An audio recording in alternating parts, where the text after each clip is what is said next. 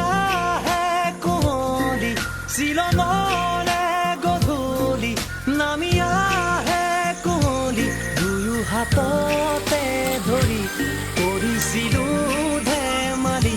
জুৰিটিৰে পাৰত বহি নিজানতে চিলঙৰে গধূলি নামি আহে কুঁৱলী চিলঙৰে গধূলি নামি আহে